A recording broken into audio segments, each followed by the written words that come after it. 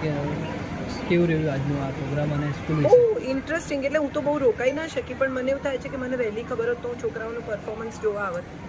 પણ બહુ મજા આવી. અને હું લેટ હતી પણ છતાં ઓડિયન્સની ડિસિપ્લિન ઇઝ વન્ડરફુલ.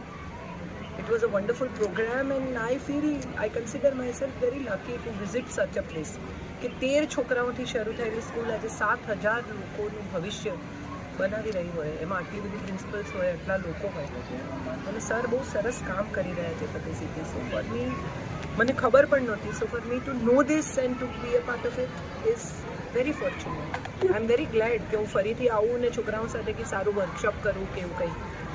કેમ કે આજે તો કંઈ એવું થઈ શક્યું નહીં, પણ I love to come here and do something good with. Madam, હંમેશા તમારા સ્પીચમાં પેરેન્ટ્સ અને સ્ટુડન્ટ વચ્ચેના જે ભેદભાવ હોય એના લઈને ચાલતા હોય, તો એક મેસેજ શું શોર્ટમાં કંઈક કહેવા માંગતા હોય સ્ટુડન્ટ્સ અને પેરેન્ટ્સમાં? વાત કરો તમારા છોકરાઓ સાથે. અને તમે પણ ક્યારેક યંગ હતા, તમે પણ ક્યારેક ટીનેજમાં હતા, એવું યાદ રાખો. આજના મા બાપને એવું થઈ ગયું છે કે એમને એમના બાળકોની ભૂલ સહન જ થતી નથી. So for me I think it's very important કે દરેક મા બાપે એવું યાદ રાખવું જોઈએ કે એ પણ ક્યારેક ટીનેજમાં હતા, એણે પણ કોઈ દિવસ ભૂલ કરી છે, એણે પણ કોઈ દિવસ એમના મા બાપને દુઃખી કર્યા હશે. સો क्षमा करो અને તમારા બાળકોને ભવિષ્ય તરફ આગળ લઈ જવાનો પ્રયત્ન કરો.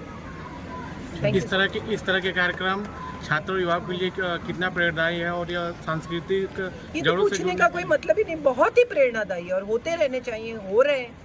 एक कॉलेज इतने सारे छात्रों को इन्वॉल्व करके इतना बड़ा काम कर रही है, तो मुझे लगता है बहुत बड़ी बात. देवकीबा कॉलेज इतना बड़ा काम कर रही है, इतनी कॉम्पिटिशन्स हो रही है, इतने छात्रों की शक्ति सृजनात्मकता बाहर आ रही है, तो मुझे लगता है बहुत बड़ा काम हो रहा है. और हर साल एक बार भी हो तो मुझे लगता है बहुत बड़ा. ધન્યવાદ. Thank you sir. प्राचार्य डॉक्टर सीमा पिल्लाई, लायंस इंग्लिश स्कूल की प्रधानाचार्य श्रीमती इंदिरानी पारेख, हवेली institute of legal studies and research की प्रभारी प्राचार्य डॉक्टर डॉक्टर शिल्पा तिवारी,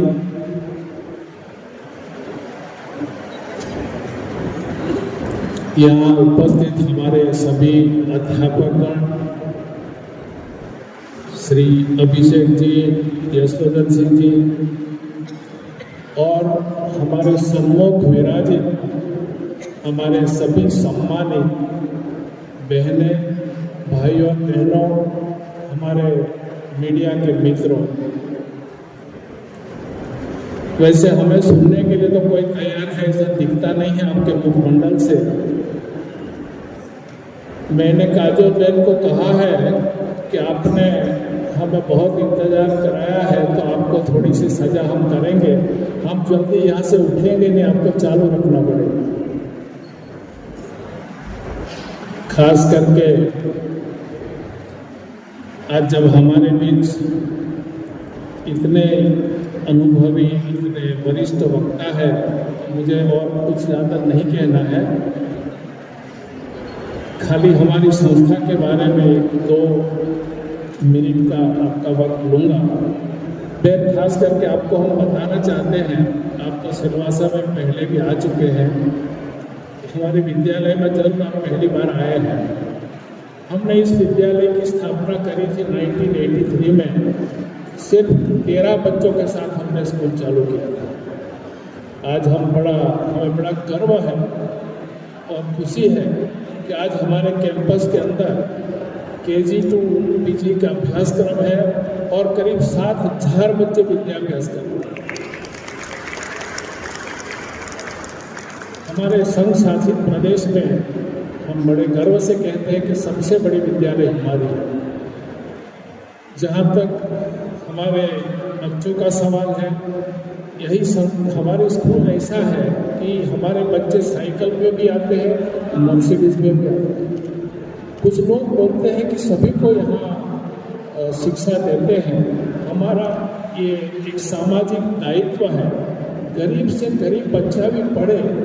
जब कोई अमीर बच्चा गरीब बच्चे के साथ एक ही बेंच पे बैठेगा तो उनको ये एहसास होगा कि छोटा जो बच्चा है, जो आर्थिक रूप से बहुत कमज़ोर है, उनकी जीवन शैली कैसी है. जो बच्चे बिल्कुल आर्थिक रूप से फीस वगैरह नहीं दे सकते, उनको भी हम पढ़ाते हैं. कोरोना काल में जितने परिवार चले गए वैसे सभी बच्चों को हम फ्री एजुकेशन देते हैं। जिनके सिंगल पेरेंट्स हैं उनको भी पढ़ाते हैं और बेटी बचाओ बेटी पढ़ाओ के तहत भी कई बच्चियों को हम पढ़ाते हैं। खास करके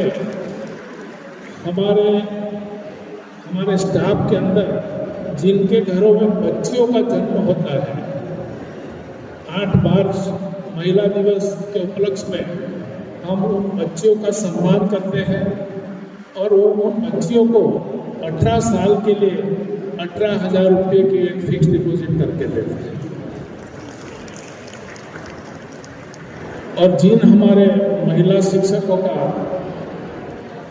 उनके कार्यकाल में विशेष प्रदर्शन रहता है सर्विस में, उनका भी हम सम्मान करते हैं। जो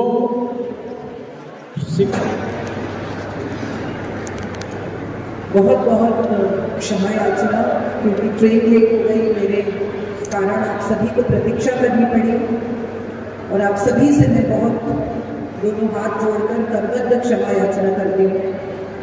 गलती नहीं है, फिर भी आपको इंतज़ार करवाना सही नहीं, तो मैं सामान्य रूप से हमेशा समय पर पहुँचती हूँ, लेकिन ये थोड़ा सा गड़बड़ हो गई तो क्षमा मांगती हूँ आप सभी से।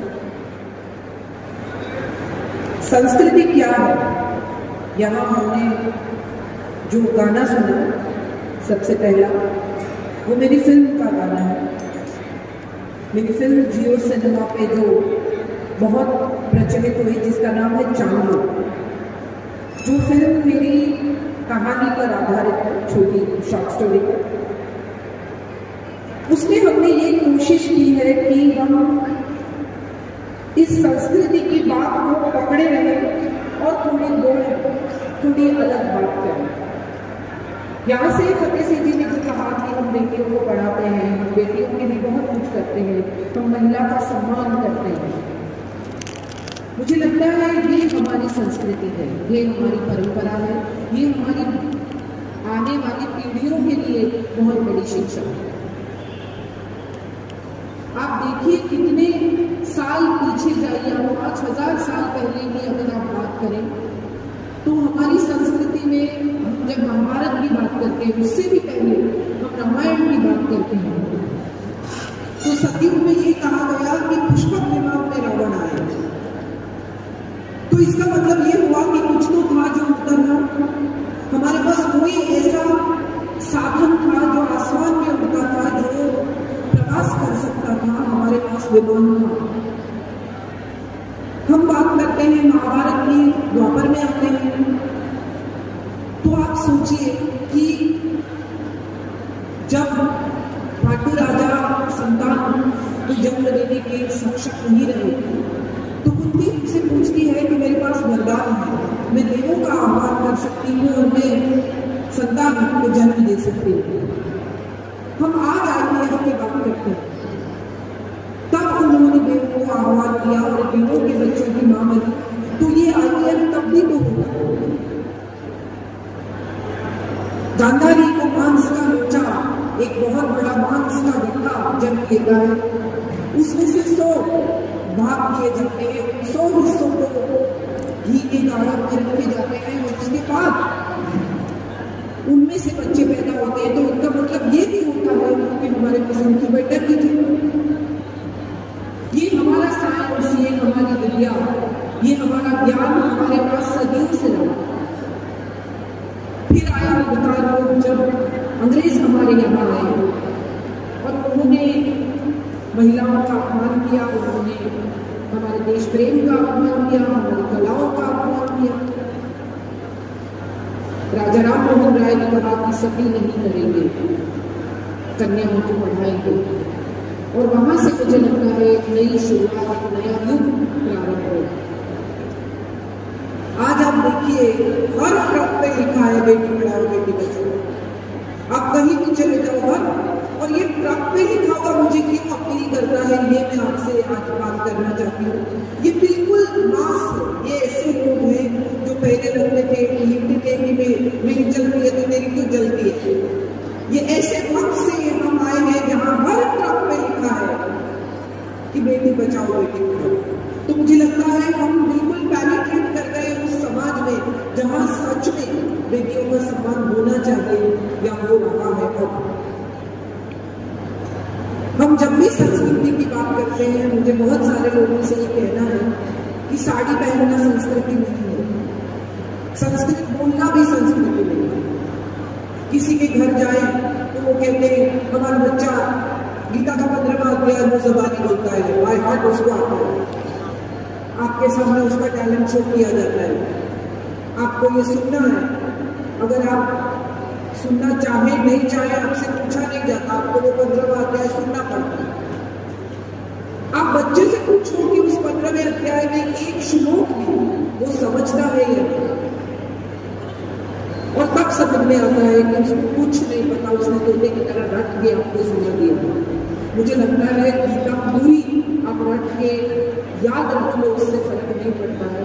गीता का एक श्लोक भी अगर आपकी समझ में आ जाए तो जिंदगी बदल जाती है। हम सबको ये सीखना है कि उन बच्चों को रटाए नहीं, उनको ऐसे तैयार ना करें जिससे दूसरे इम्प्रेस हो। हमें ये सिखाना है बच्चों को कि जिंदगी में क्या किया जा सकता है, कैसे आगे बढ़ा जा सकता है, हमें क्या करना चाहिए जिससे हमारे बच्चे, आने वाली पीढ़ी हमारी संस्कृति से जुड़ी हो। आप देखिए कि मेरे बहुत सारे लोग मुझे पूछते हैं बच्चों को सेलफोन से दूर रखने के लिए क्या करना चाहिए। 13, 14, 15 साल के बच्चे सेलफोन से 1 मिनट अलग नहीं रह सकते।